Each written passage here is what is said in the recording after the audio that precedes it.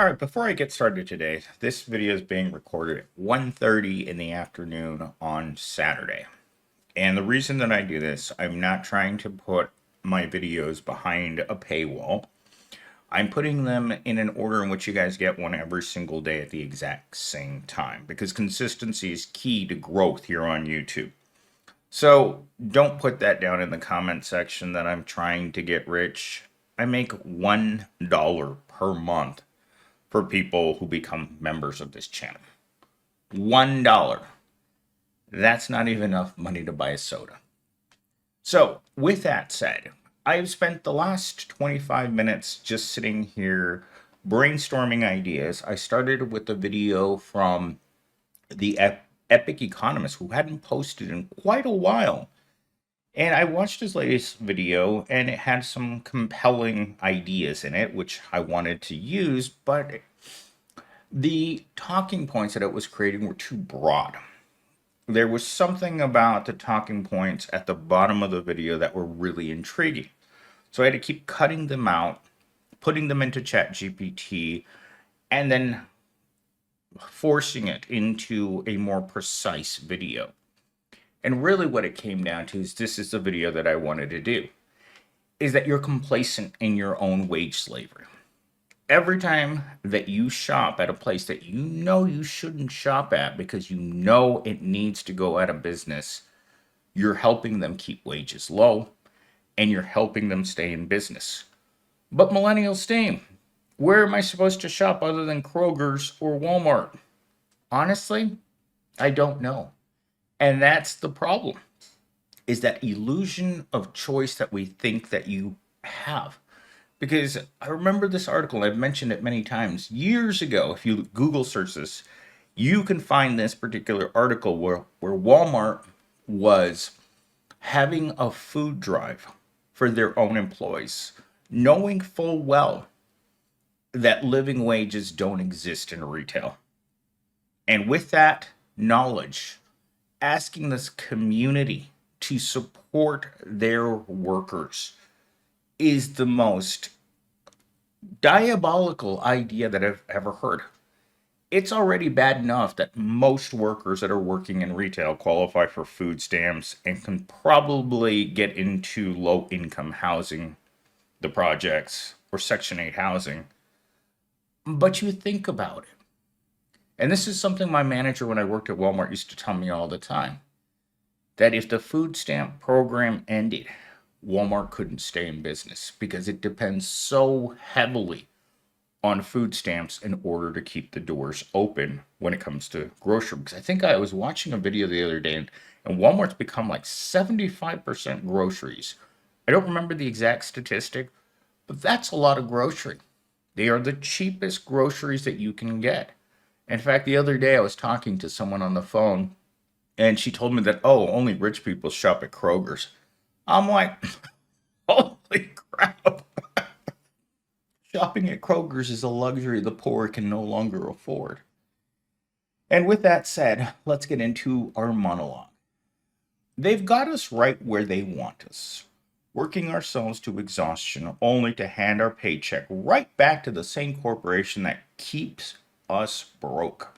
We think we're getting a deal when we buy cheap, fast, convenient. But really, we're just feeding a system designed to keep wages low and profits sky high. Every self-checkout, every automated warehouse, every robot replacing a worker is proof that they don't need us. Yet we keep giving them our money like we have no other choice.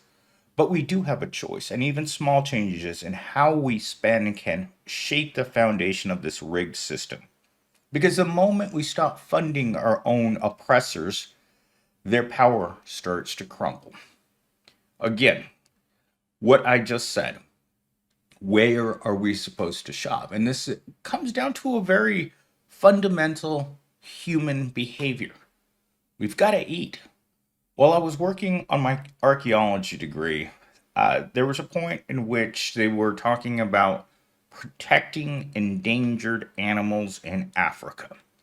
We shouldn't eat the rainbow unicorn monkey that craps out golden eggs. We shouldn't eat them. He's terribly endangered. But think of this.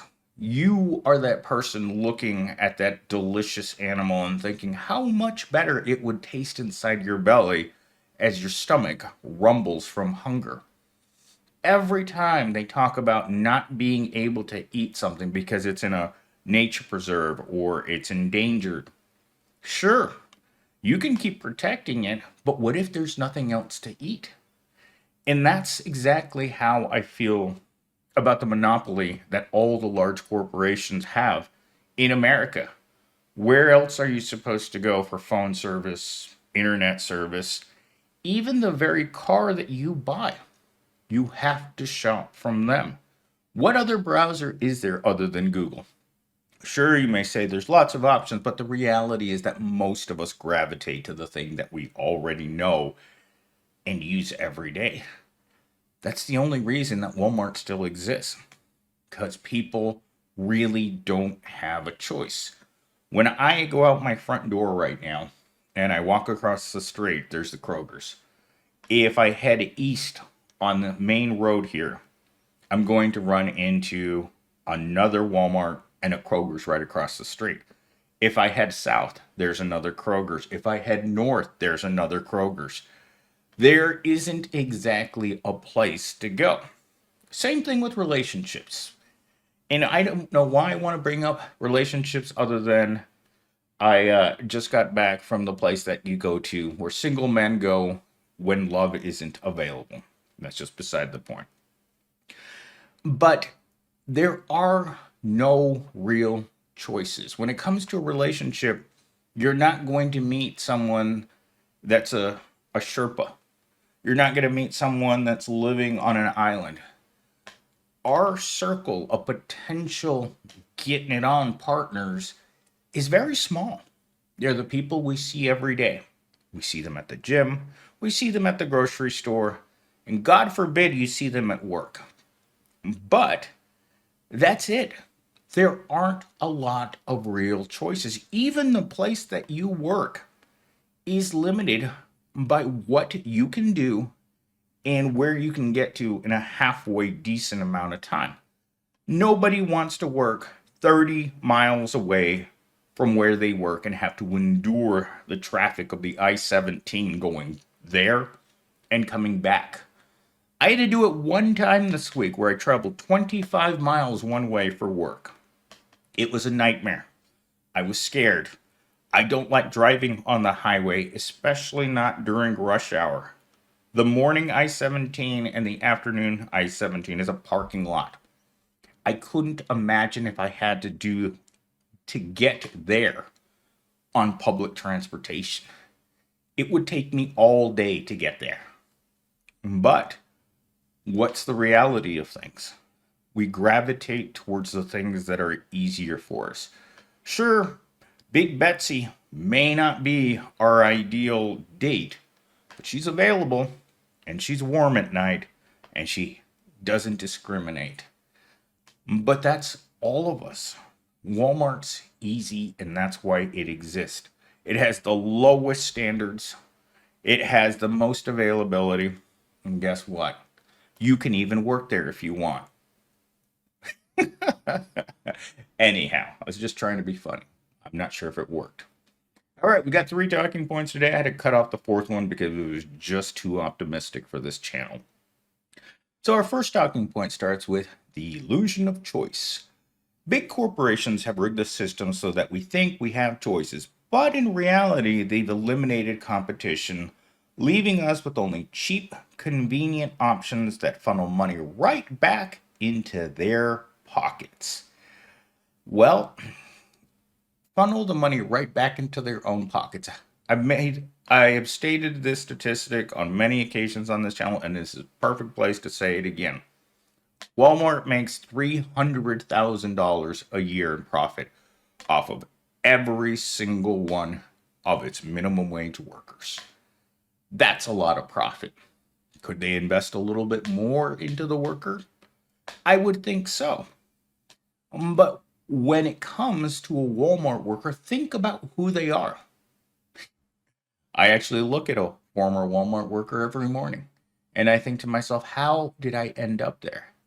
Walmart is the ultimate desperation job. And when you walk back into a Walmart 15 years later and you see the same workers working there, never going to get promoted, not the most hardworking, write ups are impossible to avoid. Even the most model employee eventually is going to get a write up from a manager that just doesn't like them. I mean, I got suspended so many times from Kroger's for poor work performance, and they just kept letting me stay. The only real sin, the termination sin in a grocery store, is taking and getting caught on camera. In fact, I had that conversation with the front end manager at the Kroger's across the street from my house yesterday. I looked at him and I said, "Hey, man, why pay for that?" And he said, "Because I like my job." And I looked at him and and I told him, "You can't like working in retail. You could convince yourself that you like working in retail because this dude's girlfriend is so freaking hot. Like, I mean, if I had to build a girl, this is how I'd build her. Two basketballs back there, giant cans in the front, tiny waist, 5'9", dark brown hair, and bright blue eyes. This girl, every time I look at her and I think of her picking him up after working a shift at Kroger's in her own car, I'm thinking, this guy's got to be a donkey. He's got to be a stallion because he's wearing a Kroger's uniform and this girl's picking him up. Anyhow, every time I see him, I think that his girlfriend's around someplace. I'm the first day I saw it, and I know I'm off on a tangent, I was just like, that customer's walking over and she's kissing the cashier slash manager slash low minimum wage worker. What's happening here? Has the world gone crazy? Anyhow, as you guys can tell, I'm quite angry about it. Talking point number 2. The mega corporations underpay workers while making billions in profits. Then, because people are broke, they're forced to shop at the cheapest place, which just happens to be the same company that's exploiting them. So, the cycle of low wages is nothing that most of us aren't familiar with. I mean, I look at my paycheck and I laugh, and I'm sure you look at your paycheck and laugh as well, because the exploitation has no restrictions. There isn't a maximum wage, which, in my opinion, there should be. The difference between the CEO and the guy putting the fries in the bag, little bro, shouldn't be 1,000 times. It should be reasonable. Why should that guy who's still working, he's still the lowest paid people in our society are often the hardest working people there are. They're the janitors, landscapers, pool cleaners, people who do general labor. These people work really, really hard. And no matter how hard they work at those jobs, they're not getting rich. They're not doing better. And the greedy owner of that corporation is still wondering why they can't keep any workers. Why they want to grow their own $1 million business with minimum wage workers that don't seem to show up with the same motivation that the owner has. In fact, one of the stupidest things I've heard in my entire life while I was preparing to work at Walmart in the computer-based training was they want you to show up with the enthusiasm of the owner. Work as if you owned the place for minimum wage. Now, let's ask the CEO if he would really work as hard as he does for the minimum wage. He'd look at you and ask you if you were dropped as a child, because they know what real money looks like. It's called executive level money. And they know what they pay their mindless NPCs that are forced to work for them because they can't work anywhere else. And that's the reality of it. Their workers work there because they can't afford to get a better job. Not because they want to or they believe in the corporation. Desperation. In fact, someone in the comments this morning told me to stop spreading desperation. Sadly, I can't, because it is a desperate time out there. It is a time of hopelessness. There aren't enough good jobs. And you know I'm right. And I wish I wasn't, because I need a good job. I need a stable income with good benefits, lots of time off, a super hot girlfriend that comes with the job, just like good health benefits. But it's not going to happen. And I've spent my whole life working and I don't own anything. So spreading despair about working your whole life and not owning anything, well, maybe just, it could be that I'm just stupid. Maybe I don't understand what it means to get rich in a system that doesn't want you to get rich. Because the last thing a system really needs is having a large portion of its population that's well off. If you're not starving, you haven't reached the level of desperation that Evil Corp's looking for. If you don't know how to assume the position every morning at 8 a.m. while you're being exploited, while literally the labor's being extracted from your hiney, well, you're not going to make it in this world, sadly. Which is going to translate or transition into my last talking point, which is another rosy one: automation and the disposable worker. Remember that thing that happened a few years ago when they started telling people that they were essential? You had to tell people they were essential. Food workers had to be told that you're essential. But really, what you were telling them is that you were taking them up to the top of the volcano and pushing them in as more fuel for the volcano. That's what it meant to be essential a few years ago, is they didn't care. They didn't care whether or not you were going to make it. Because the worst part about all of those essential workers is the vast majority of those low income workers did not have paid time off. They didn't have benefits, and they didn't want to work either. They were the people that were denied the unemployment benefits that a lot of us got because we didn't work there. And those people had to understand that they were the disposable worker of our society. A lot of our society is extremely disposable, including myself. There hasn't been a single day that I've shown up at any job that I've had in my entire life where I felt like I might actually be working there tomorrow. I have worked every job I've ever had as if today were my last day. Because that's all the loyalty I feel from Able Corp. There's no loyalty to them. There's no loyalty to you. Tomorrow, if sales goes down, the first thing that they do is they get rid of their human expense. Oh, well, profits went down by 0.25%. We better go ahead and fire all of these people. And I'm sure they have us on a spreadsheet. And this is the evil nature. And I know I'm even more pessimistic than usual. But I'm certain that somewhere at every evil corp, there's a spreadsheet with all of the proletariat's names on it. And they look at it and they compare it to profits. Okay, well, we hit this level of maximum profits, so let's cut these people at this level off at the kneecaps. Boom, gone. So next time, next quarter comes up, and they hit even more profits. What does that signal to them? We can continue making more money with less people. Let's get rid of these people until you're running so lean that your workers start leaving.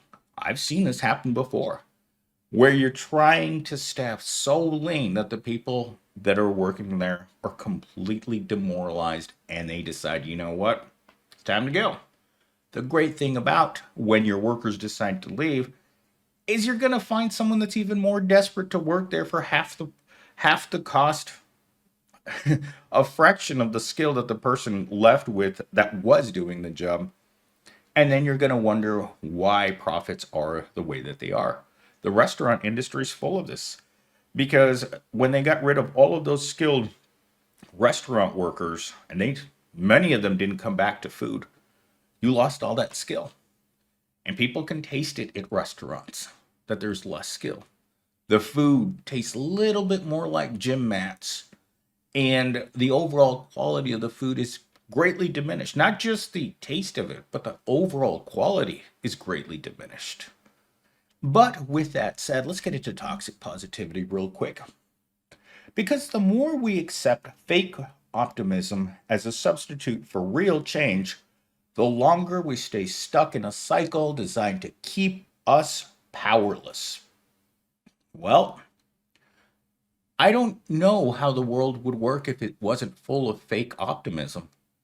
You have to you have to tell yourself in the morning that you have to be there. You have to give yourself that fake optimism that you're here because you need to eat.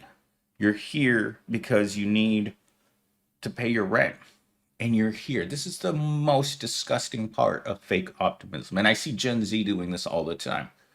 I'm going to meet someone special. It's just a matter of time. I have to stay optimistic. Well, the 30-year-old virgin didn't get that way because optimism was going to lead him to his woman. It just kept him stuck in a system where he just had to constantly believe that there was more than this. And unfortunately, the system's rigged that way.